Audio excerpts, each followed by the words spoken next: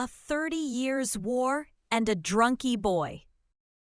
The 30 Years' War, Europe's longest hangover. Imagine 30 years of religious drama, political backstabbing, famine, plague, and armies treating your farm like an all-you-can-eat buffet.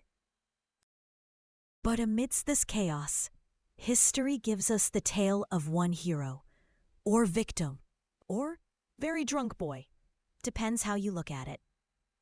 So here's the deal. In 1618, Protestants and Catholics started throwing hands in the Holy Roman Empire.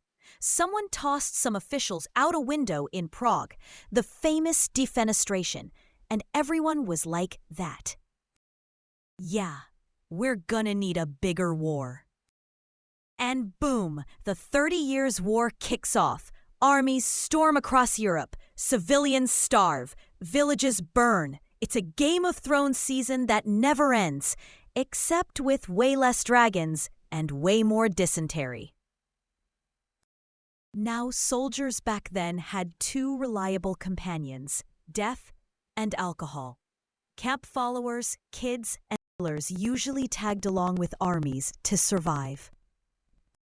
And in the middle of one bloody mess, legend says, here comes a boy, drunk off stolen wine, stumbling into the battlefield like it's open mic night.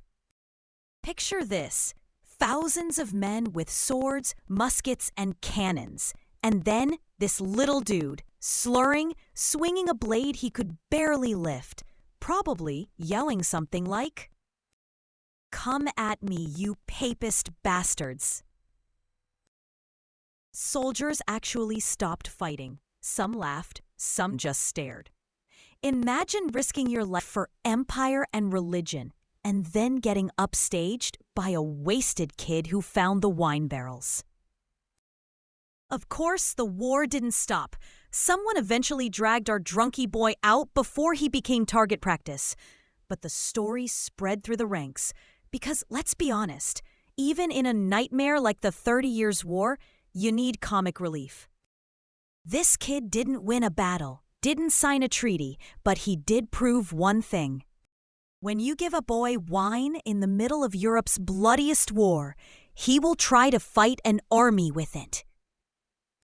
The 30 Years' War ended in 1648 with the Peace of Westphalia, which basically said, okay, fine, you can pray however you want, just stop killing each other already.